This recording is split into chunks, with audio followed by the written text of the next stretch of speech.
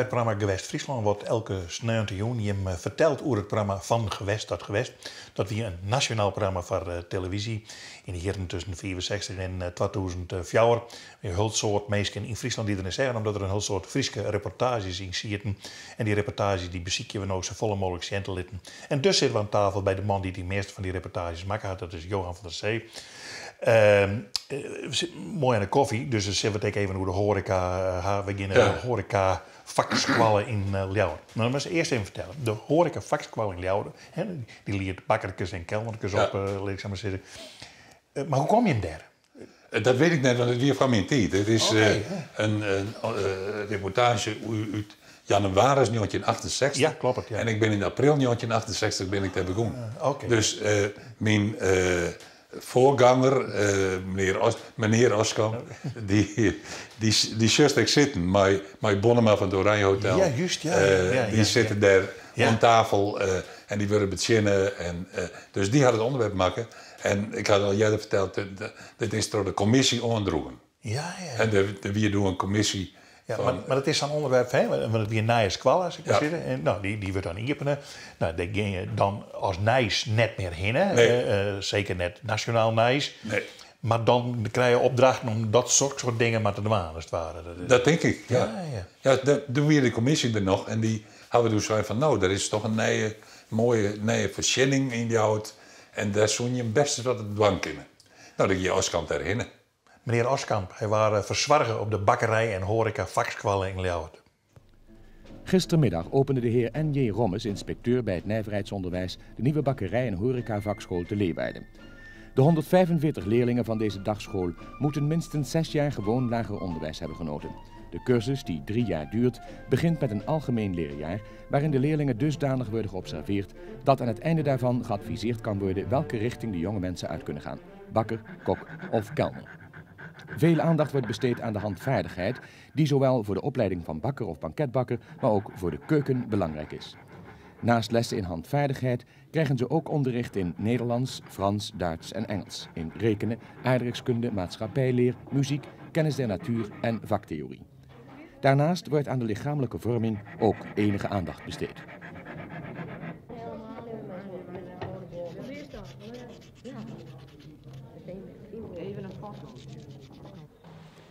Deze moderne school, die onder beheer staat van de Stichting voor Vakopleiding en Examens in het Bakkersbedrijf, is voortgekomen uit de bakkerijschool die reeds in 1930 door de Friese bakkers werd gesticht. Alhoewel de moderne bakkerij ingericht is met talrijke hulpmiddelen, zoals kneedmachines en dergelijke, moeten de jongens, om goed begrip op te brengen voor het hoe en waarom van brood en banket maken, toch ook nog het beslag op ouderwetse wijze maken.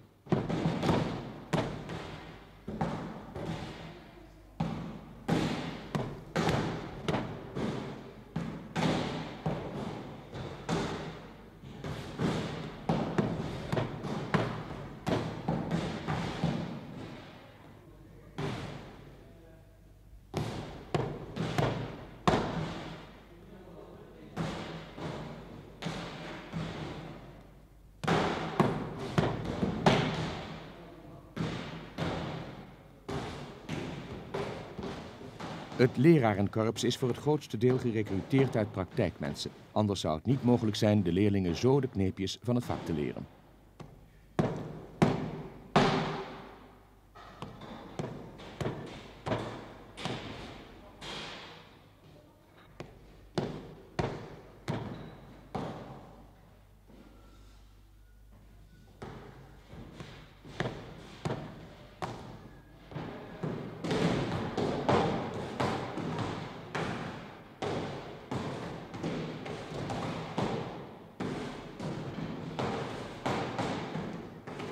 Na 3 jaar doen de jongens een examen en slagen ze, dan gaan ze met hun diploma halfwas als leerling de praktijk in om zo verder gevormd te worden, gesteund door nog enkele jaren studie die ze 1 dag per week ook op deze school volgen, het zogenaamde leerlingstelsel.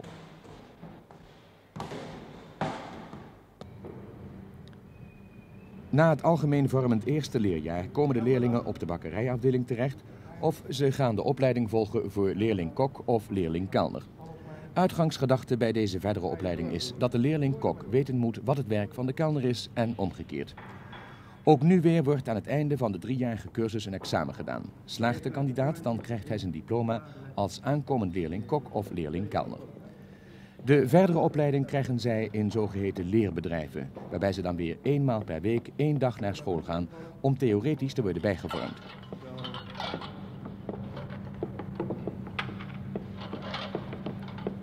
Uit laten lopen, klaarzetten. Uit laten lekker.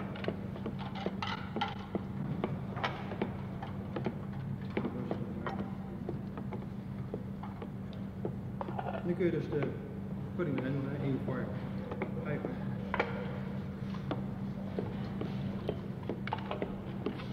Spuiten. Spuiten. Omdraaien halen, ja. Tussen dus. Zo. Helemaal voluit. In de school is een lesrestaurant, waar eens per week, maar dat zal 2 of 3 dagen worden, maaltijden worden geserveerd die door de aanstaande koks bereid zijn en door de aanstaande kelners worden opgediend. Natuurlijk nadat de tafels onder het steeds wakend oog van de leraar zijn gedekt. Zo, kan het ook? Ja, vul jij maar. Lepeltje ligt klaar.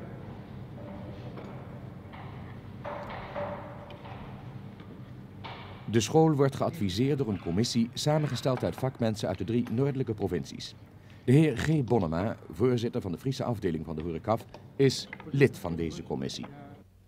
Meneer Bonnema, hoe heeft u de horecasector gereageerd op deze nieuwe school hier? Waar dus opleiding mogelijk is voor jonge mensen in het hotelvak. Meneer Oskamp, wij zijn bijzonder gelukkig met deze school. Jaren geleden zijn wij begonnen dus contact op te nemen met meneer Heidar, de directeur van de bakkersvakschool, toen destijds hier. Om te vragen of er mogelijkheden waren om hier ook aan deze school te verbinden een opleiding voor koks en kelners. Dat was voorheen dus niet? Dat was er voorheen niet. Waar kreeg men toen zo'n opleiding? Dan kreeg men de opleiding in Arnhem en in Utrecht. En daar was de jongens natuurlijk een hele tour, want die moesten 's morgens vroeg al hun bed uit en met de eerste gelegenheid mee naar het zuiden. En s'avonds kwamen ze met de laatste eigenlijk weer terug in Leeuwarden. De jongens waren dan de volgende morgen eigenlijk nog niet zo erg fris op het werk. En wij meenden dat de mogelijkheid er moest bestaan om hier in het noorden ook een dergelijke cursus te krijgen. In onderling overleg met de voorzitter van Horecaf en Hokra hebben we toen contact opgenomen met meneer Heida. We hebben ettelijke besprekingen over moeten voeren. En dat heeft geresulteerd in dit fraaie gebouw hier op dit moment. En waar haalt u nu de leerlingen vandaan? De leerlingen die komen uit de provincie uiteraard, maar ook uit Groningen, Drenthe, de eilanden. Ik heb er net nog gehoord dat er een van de jongens van Vlieland afkomt hier om deze cursus te volgen. En deze leerlingen die hebben dus hun cursus hier en overdag werken ze dan nog in de verschillende bedrijven. Ja, deze vraag, zijn er nu voldoende plaatsingsmogelijkheden voor deze kinderen? Wij hebben hier in de provincie een behoorlijk aantal leerbedrijven. Ook in Groningen en in Drenthe. Wat zijn leerbedrijven? Dat zijn dus bedrijven die erkend zijn door de opleiding, door de stichting, als geschikt voor de opleiding van deze jongens. Ja, ja. En wij mogen dus eigenlijk geen andere leerlingen in dienst hebben dan die ingeschreven staan bij de stichting leerlingwezen. Ja. En ik heb u dus gevraagd, is er voldoende plaatsingsmogelijkheden voor deze jongens? Het geeft natuurlijk wel eens enkele moeilijkheden, vooral wanneer, wanneer het aantal koks bijvoorbeeld heel erg groot is, om deze jongens in de keuken te plaatsen. Want die keukens hebben ook een maximale opname ergens, vooral van leerlingen, omdat je deze jongens niet mag beschouwen als werkers, maar het moeten echt leerlingen zijn. Dus je mag ze eigenlijk niet helemaal inzetten voor het werk niet. Je moet ze eigenlijk als overcapaciteit nemen.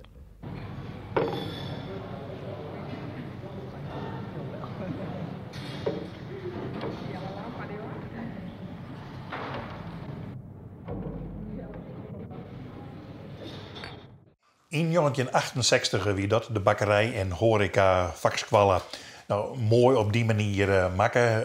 Je gaat aan tafel zitten en praten met elkaar en dan wil je verzwargen enzovoort. Nou, en alle handeling, de deeg kneden en uit en treuren. Ja, vaak keurig dingen al. Ja, dat is nou goed. Dat is een schoften maar een gant. Ja. Nou, dat was het net maken, maar in deze reportage in 1994 want die gaat over werkplekken van psychiatrische patiënten. Ja.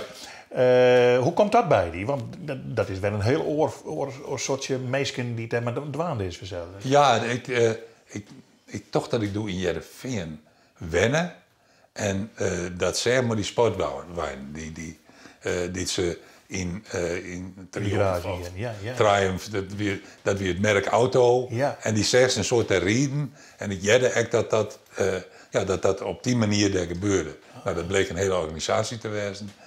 Die het op oren plakken, in Bosk, in Drachten, dingen die je... En toen ben we daarheen gegaan. Maar het idee van, dan willen we die mensen zelf het verhaal vertellen. Ja, ja. Dus we hadden al wat van die jongeren hebben we ontwikkeld. En waarom, of wat het maar hun dieren deden. Ja, hè, want het is werk in garage, werk in de natuur en werk in Drachten, met de kano's bouwen. Maar het weer een oorsoortig volk dat je mee praten moet. Moest ik die zelf oors gedragen? Nou, nee, maar gewoon dezelfde vragen stellen. Ja. Gewoon.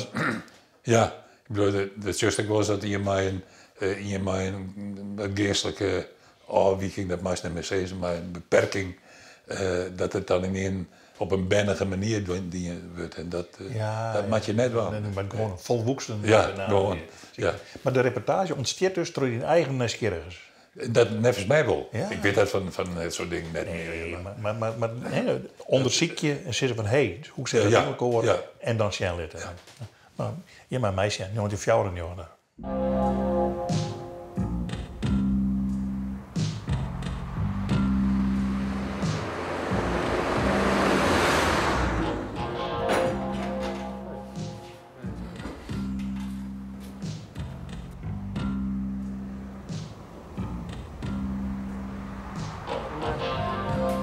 We hebben net goed schakelen en nu hebben we het hele ding achterbij hellen en oren erachter zetten. En dan zitten we dus eigenlijk met hetzelfde nog.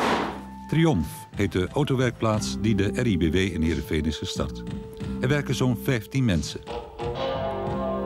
Een andere groep werkt voor het SILF, een stichting die landschapselementen in stand houdt. En in het dagactiviteitencentrum in Drachten worden onder andere houten kano's gebouwd. Voor mezelf dat ik het bij een beetje onder mijn werd kwam. Een beetje, ik ben zelf nog een beetje aardig teruggetrokken. Dus, en dan 3 jaar een beetje weer heen kwam, dan zaten we aan een beetje hier 2 dagen in de week. En dat slaagt het om op deze manier weer tussen de mensen te komen? Ja. Ik oorsprong een beetje vol meer waarom terug te lussen. En dan heb ik het aardig rustig. Dus we aardig rustig, komen we onder de meesten. Maar ja, het hoeft net zo hard. Lekker rustig om. Ik kan je eigen tempo bepalen. En daar gaat het om. Ik krijg steeds meer opvulling voor de week. Ik zit nu voor 3 volle dagen in de week dat ik aan de gang ben. Nou, ik ging dadelijk uitbreiden tot 4 een hele dag. Dan zit ik zo'n beetje op een volledige werkweek.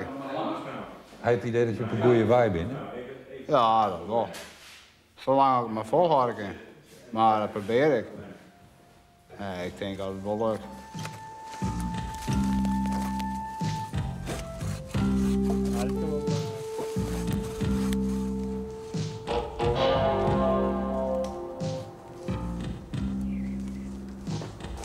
Je wil ook wel eens een keer wat, je wil wel eens een keer terug in de maatschappij.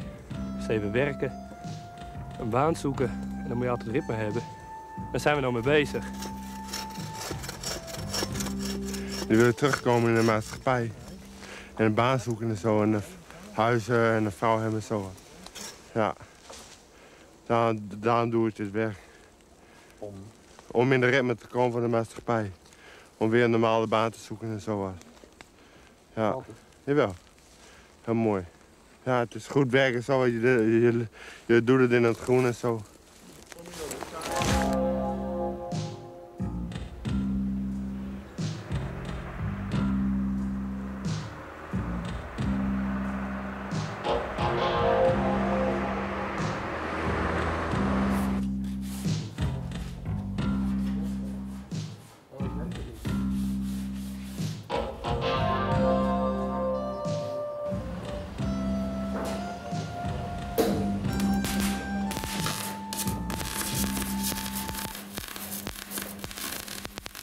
Ja, ik ben buiten de deur en dat is het belangrijkste dat ik wat te doen heb overdag. Want ik wil ook niet de hele dag thuis zitten, dus ik ben wel blij dat dit er is, ja. En je wordt er beter van? Of? Ja, dat kun je wel zeggen, ja. Ja, je hebt onderling veel contact met de jongens. En we gaan dus ook naast het werk ook nog wel samen uit. Dus ja, de contacten met beleggen is ook wel belangrijk, ja. De remslinder weer loshalen, Theo? Welke? Zullen we de remslinder weer loshalen? Ja. Lijkt mij het beste. En ja, als je dan krijgt net, zeg maar, in een gewoon bedrijf functioneren kan of zo, op het stuit, dan is dit een hartstikke leuk iets om toch mee te draaien. En het gevoel te hebben dat je erbij eigenlijk nog, precies maar te vregen van wat dorst en wat zo. En zei van ja, nou, ik zit thuis, ik wil eigenlijk wel aan het werk, maar ik ken het nog niet doen. Ja, dat klinkt heel anders dan dat je in een project werkt en dat je toch met dit soort spullen bezig bent. Nou, dan moet het moertje er weer op. Die heb je. Ja, het is iets anders denk ik dan dat je een mand maakt of dat je een aantal dingen inpakt. Zoals je dat vaak ook wel ziet bij reguliere sociale werkvoorzieningen. Seriematig, eentonig werk. Daarvan zou je eigenlijk kunnen zeggen, niemand vindt het leuk om te doen. En dit is iets wat je natuurlijk heel leuk vindt om aan te sleutelen. Het ligt er natuurlijk wel aan dat je iets moet doen met elkaar wat ook tot in lengte van dagen draagkracht heeft. En ik denk dat een restauratiebedrijf als dit altijd draagkracht heeft. Dat het altijd een product maakt wat tot in lengte van dagen gewild is. De andere kant is dat we gezegd hebben, het is voor ons wel een startproject. We willen ook zien of het levensvatbaar is. Of het eigenlijk self-supporting kan draaien. Dat is eigenlijk ons doel. Dat we zeggen, nou, op een gegeven moment zal het als zelfstandig bedrijf volledig ook zichzelf moeten kunnen financieren. Ja, ik wou vroeger nooit mijn handen vuil maken. Ik dacht, had ik gewoon met mijn hoofd leren, maar ja. Achteraf had ik gewoon beter dit kunnen doen. Dus. Ja.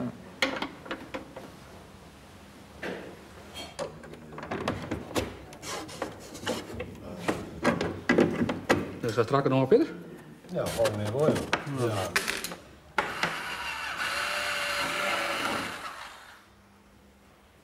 Dit is je mag net heen gaan en zeggen, nou, je stuk even weer opbouwen naar de toekomst. Zo mag dit wordt net beginnen. Dit mag het wordt beginnen als zeg nou. Ik ben hier een Dijhond Burg. En ja, een beetje besteding. Hè? En we komen van onder de mezen. En zo mag dit wordt beginnen.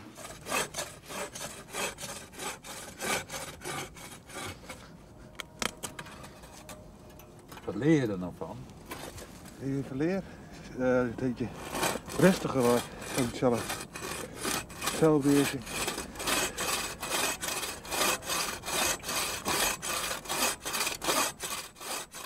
Ik zou graag weer goedgekeurd willen worden. Dan een part-time job hebben of een fulltime job. Dus het geld is nodig, want ik wil volgend jaar met mijn vriendin samen gaan wonen. En ja, dan is geld nodig. Zonder geld kom je er niet. Hoe belangrijk is het voor je? Nou, zo belangrijk doordat ik een cursus ga doen. En dan is dit wel nuttig werk. Een cursus waarin? Een oriëntatiecursus in de technieken.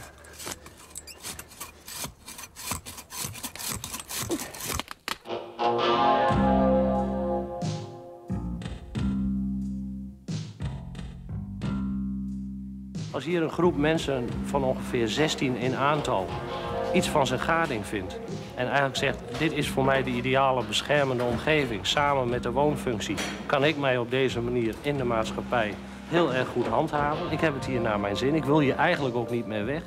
Dan denk ik, wordt het tijd voor de RIBW om een nieuw bedrijf te gaan maken. Voldoet het wat? Voldoet het wat, het functioneren? Jo. Ja? Wat vind je het belangrijkste? Nou, dat je daaronder de meesten bent. En wat het dwan hè? Het is de uiteindelijke bedoeling om gewoon weer normale bedrijfsleven in te gaan. Tenminste. Ik ga er nooit bij de plek 100 jaar in mijn levenservaring. Je wordt er beter van? Of? Ja, je wordt er beter van. Het ritme, dagritme en structuur, dat spreekt je een hele grote rol. Want de meeste mensen hier zitten, die blowen thuis maar wat naar bed en dan komen jongens er wat uit. Schön eerst betiet van bed op, betiet eten, betiet de kleren onder, betiet je wijs. En dat maakt mij gewoon een baas zijn. En als je net gewoon een baas bent, dan wat je nog gewoon een baas, maar als je een goede baas bent, dan mag ik op tijd werken. Dus je hebt echt regels en normen. Ja, je wil fruit of je wil net fruit. Je wil bij de pakken neerhangen, of je zegt, ik moet zo heen komen, daar kom ik in. Dat je dan zegt, nou, we kunnen je gezicht weer vertonen. Het is toch een beetje een overwinning? Ja, een beste overwinning. Ja, dat is ik zo. Een grote overwinning. Voor mij niet werk, die is een grote overwinning.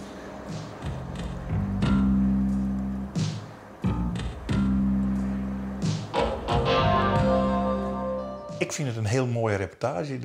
Je mag er echt wel blij mee wezen. Ja, dat wie ik zo. Dat ik van die mensen wat budgetten ken op een of andere wijze. Dat weer wel heel belangrijk. Ja, goed. Komt er dan nog een keer wat achteraan? Komt dat weer waarom? Nee. Dat dienen wij eigenlijk net.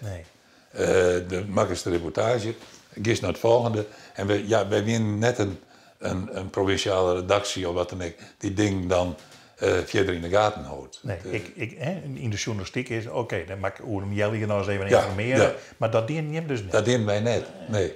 Daar hebben wij de mentie voor. Want daar hebben we woorden mooi onder. Ja, er is een jaloer in de week. Ja. Dus de kost ik maar een paar dingen dan. Oké. En de win heel vaak, dat is het meestal steeds maar mooi onderwerp, maar we hadden er geen tijd voor. Nee. En werd hij vol tijd voor hem, dat zullen we na je weken weer naar. Want dan.